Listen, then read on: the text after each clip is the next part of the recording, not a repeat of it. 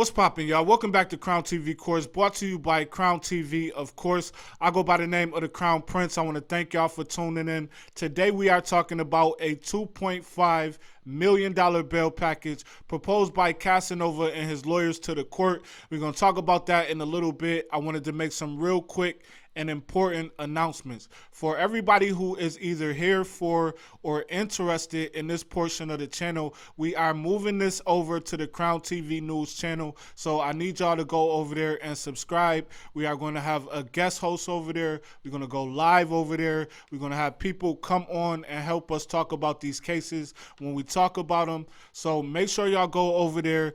Link in the description. That's very important. As for this channel is going to remain the same. We brought on somebody who is going to put the fire under this channel as far as it relates to the cases you are seeing on this channel. So all of those popular, more mainstream cases that y'all want to see, y'all going to start seeing on this channel very soon.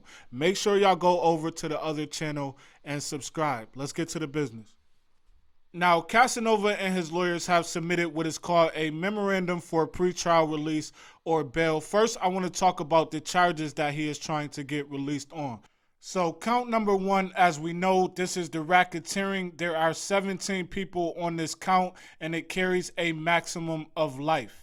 Count number 13 is the conspiracy to knowingly and intentionally manufacture, distribute, or dispense, or possess with intent to manufacture, distribute, or dispense a controlled substance. In this case, we are talking about 280 grams or more of crack cocaine. We're talking about 100 kilograms or more of marijuana, and we're talking about 5 kilos or more of cocaine. This count, which is the conspiracy, also has 17 people involved. It carries a minimum of 10 years and a max of life.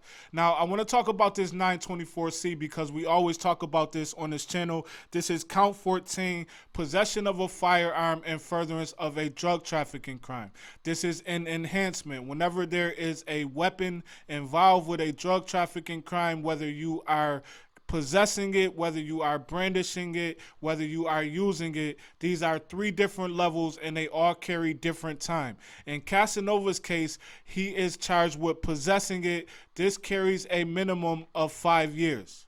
Now, you got to remember that this is a conspiracy case, so there are 14 other people who are also charged with possessing that very same firearm. Also of note that in count 15, there is a Santos, aka Zay, who is actually charged with brandishing that firearm. So counts 15 and 14 are both directly related to 13, and there is a lot of people involved with one firearm.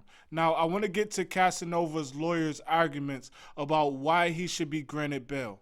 Now, this is broken down into 3 sections, which are flight risk, danger to the community, and personal history. We're going to start with flight risk. According to Casanova and his lawyers, Casanova did not learn about this indictment until he saw other people get arrested. At that point, he contacted his lawyer in order for his lawyer to arrange a surrender. His lawyer then consulted with the government and made it abundantly clear, according to the document, that Casanova had no intentions on running. Now, in the days that follow, at least according to Casanova and his lawyers, he was trying to strike a deal to surrender himself at a later date. This would have been that Friday, which would have been 3 or 4 days after he learned about the indictment. Now, the feds did not get on board with that. They insisted that he turned himself in immediately, and he ended up turning himself in that following morning. His lawyers say that his surrender in itself is proof that he is not a flight risk. Now, I want to talk about part 2, which is whether or not he is a danger to the community and what his lawyers are saying. His lawyers are arguing that there is nothing in the language in the indictment that ties him to any criminality, and there is nothing to support the claims that he has any involvement with the crimes that they are alleging whatsoever. Now, what is in the indictment is the language about his rap lyrics and photos he's taken and jewelry that he wears that represents Gorilla Stone. However, it is still not a crime to be associated with a gang, and this is what his lawyers are arguing. So they put together a $2.5 million bail package. This consists of 5 properties and 13 co-signers, all totaling up to this $2.5 million. Now, we just talked about the language in the indictment. So in the coming days, you are going to see the government respond to this with language that more directly implicates Casanova and what they have against Casanova. So that's what we're looking forward to. Y'all stay tuned to Crown TV Courts. Let me know what y'all think about this video in the comments. Like, comment, subscribe. Peace.